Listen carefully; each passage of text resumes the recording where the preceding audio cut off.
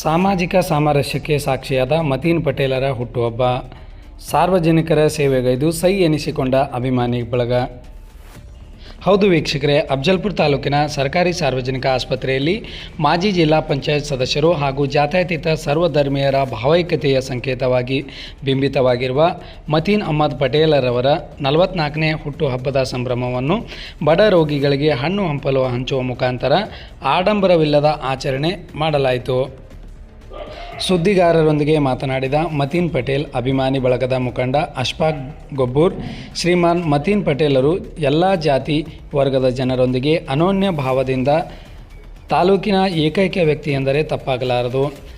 ತನ್ನ ಕೈಲಾದ ಸಹಾಯ ಮಾಡುತ್ತಾ ತಾಲೂಕು ಅಷ್ಟೇ ಅಲ್ಲ, ಜಿಲ್ಲೆಯ ಜನರ ನೆಚ್ಚಿನ ನಾಯಕರಾಗಿ ಜಾತ್ಯತೀತ ತತ್ವಗಳನ್ನು ಅಳವಡಿಸಿಕೊಂಡು ಎಲ್ಲ ವರ್ಗದ ಜನರ ಪ್ರೀತಿಗೆ ಪಾತ್ರರಾದ ಮತೀನ್ ಪಟೇಲರು ಆಡಂಬರದ ಹುಟ್ಟುಹಬ್ಬಕ್ಕೆ ಬ್ರೇಕ್ ಹಾಕಿ ಸರಳವಾಗಿ ಆಚರಣೆ ಮಾಡಿಕೊಳ್ಳಲು ನಿರ್ಧರಿಸಿದ್ದಾರೆ. ಆದ್ದರಿಂದ ಅವರ ಸಮಾಜಮುಖಿ ಕೆಲಸಗಳ ಪ್ರೇರಣೆಯಿಂದ ಅವರ ಅಭಿಮಾನಿ ಬಳಗದ ವತಿಯಿಂದ ರೋಗಿಗಳಿಗೆ ಹಣ್ಣು ಹಂಪಲು ವಿತರಣೆ ಮಾಡಲಾಗಿದೆ. ಅವರ ಮುಂದಿನ ರಾಜಕೀಯ ಜೀವನ ಸೇರಿದಂತೆ ವೈಯಕ್ತಿಕ ಜೀವನವು ಉಜ್ವಲವಾಗಿರಲಿ ಎಂದು ಹಾರೈಸಿದರು. ನಂತರ ಮಾತನಾಡಿದ ನೂರ್ ಅಲಿ ಬಂದರ್ವಾಡ್, ಸರಳತೆಗೆ ಇನ್ನೊಂದು ಹೆಸರು ಮತೀನ್ ಪಟೇಲ್ ಎಂದರೆ ತಪ್ಪಾಗಲಾರದು. ಅವರು ತಾಲೂಕಿನಲ್ಲಿ ಕೊಡುಗೈ ದಾನಿಯಾಗಿ ಬಡ ಜನರಿಗೆ ಸಹಾಯ ಮಾಡುತ್ತಾ ಬಂದಿದ್ದಾರೆ. ಅದಲ್ಲದೆ ಎಲ್ಲ ಧರ್ಮದ ಜನರು ಅವರನ್ನು ತಮ್ಮ ಮಗನಂತೆ ಒಪ್ಪಿಕೊಳ್ಳಲು ಕಾರಣ ಅವರಲ್ಲಿರುವ ಜಾತ್ಯತೀತ ಮನೋಭಾವ. ಜಿಲ್ಲೆಯಾದ್ಯಂತ ಮಠ ಮಂದಿರ ಮಸೀದಿಗಳಿಗೆ ತಮ್ಮ ಕೈಲಾದ ಸಹಾಯ ಮಾಡುತ್ತಾ ಬಡವರಿಗೆ ಆಶ್ರಯದಾತನಾಗಿ ಮಾನವೀಯ ಮೌಲ್ಯಗಳನ್ನು ಎತ್ತಿ ಹಿಡಿಯುವಲ್ಲಿ ನಿಶ್ಚಿಮರಾದ ಪಟೇಲರಿಗೆ ಹುಟ್ಟುಹಬ್ಬದ ಶುಭಾಶಯಗಳನ್ನು ತಿಳಿಸುತ್ತಾ ಅವರ ಆಯುಷ್ಯ ಹೆಚ್ಚಾಗಲಿ ಎಂದು ಹಾರೈಸಿದರು. ತದನಂತರ ಮಾತನಾಡಿದ ಬ್ಲಾಕ್ ಕಾಂಗ್ರೆಸ್ ಸಮಿತಿ ಕಾರ್ಯದರ್ಶಿ ಶರಣು ಕುಂಬಾರ್, ತಾಲೂಕಿನಲ್ಲಿ ಪಟೇಲರ ಕುಟುಂಬ ಎಂದರೆ ಸಹಾಯತನದ ಮನೆತನ ಎನ್ನುವ ಮಾತುಗಳು ಕೇಳಿಬರುತ್ತವೆ. ಅದರಲ್ಲಿ ಮತೀನ್ ಪಟೇಲರು ಮುನ್ನೆಲೆಗೆ ಇದ್ದಾರೆ ಎಂದರೆ ತಪ್ಪಾಗಲಾರದು. ಎಲ್ಲ ಜನರ ಪ್ರೀತಿ ಪಾತ್ರರಾಗಿರುವ ಮತೀನ್ ಪಟೇಲರು ರಾಜಕೀಯವಾಗಿ ಸಾಮಾಜಿಕವಾಗಿ ಹಿಂದುಳಿದ ವರ್ಗಗಳ ಆಶಾಕಿರಣರಾಗಿದ್ದಾರೆ. ಎಲ್ಲರನ್ನೂ ಸಹೋದರತ್ವ ಭಾವದಿಂದ ಕಾಣುವ ಅವರು ಮುಂದಿನ ದಿನಗಳಲ್ಲಿ ರಾಜಕೀಯವಾಗಿ ಅಧಿಕಾರ ವಹಿಸಿಕೊಳ್ಳಲಿ ಎಂದು ಶುಭ ಹಾರೈಸಿದರು.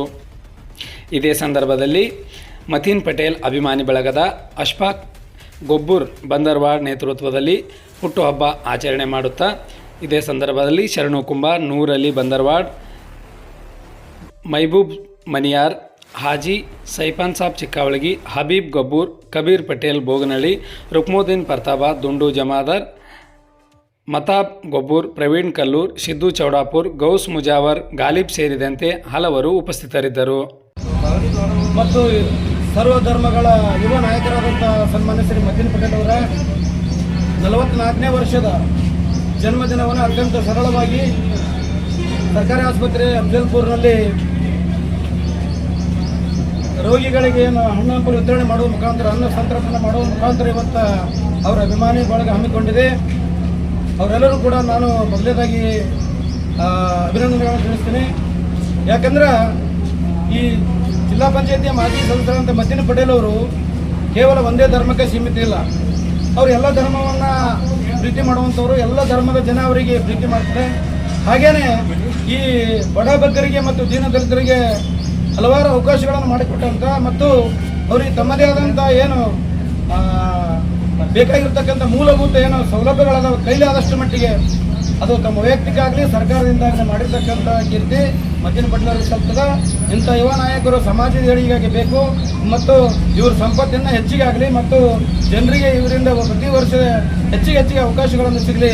ಇದರಿಂದ ಸಾಕಷ್ಟು ಏನಪ್ಪ ಅಂದ್ರೆ ಜನರಿಗೆ ಅವಕಾಶ ಒದಗ್ತದೆ. ಇಂಥ ಕಾರ್ಯಕ್ರಮಗಳು ಅದ್ದೂರಿ ಮಾಡೋದಕ್ಕಿಂತ ಇಂಥ ಸಂಕ್ಷಿಪ್ತವಾಗಿ ಮುಗಿಸುವಂಥ ಕಾರ್ಯಕ್ರಮಗಳು ಅವ್ರಿಗೆ ಭಾಳ ಇಷ್ಟ ಅಂತ.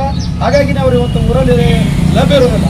ಆದರೂ ಕೂಡ ಅವರ ಅಭಿಮಾನಿಗಳು ಅತ್ಯಂತ ಸುಂದರವಾಗಿ ಕಾರ್ಯಕ್ರಮವನ್ನು ಆಯೋಜನೆ ಮಾಡಿದ್ದಾರೆ.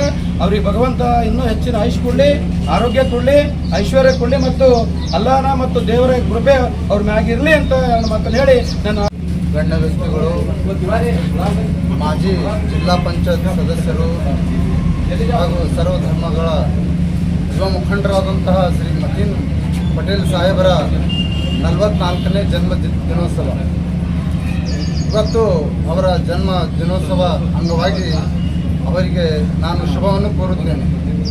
ಇಲ್ಲಿ ಬಂದಂಥ ಎಲ್ಲ ಜನರಿಗೂ ಕೂಡ ನಾನು ಶುಭ ಕೋರುತ್ತೇನೆ. ಯಾಕಂದರೆ ಬಹಳಷ್ಟು ಜನ ತನ್ನ ಜನ್ಮದಿನವನ್ನು ತಾನೇ ಆಚರಿಸ್ಕೊಳ್ತಾರೆ. ಆದರೆ ಮತೀನ್ ಪಟೇಲ್ ಸಾಹೇಬರು ಇವತ್ತು ಅಫಜಲ್ಪುರ್ನಲ್ಲಿ ಇಲ್ಲ, ಅವರು ಬೆಂಗಳೂರಿಗೆ ಹೋಗಿದ್ದಾರೆ.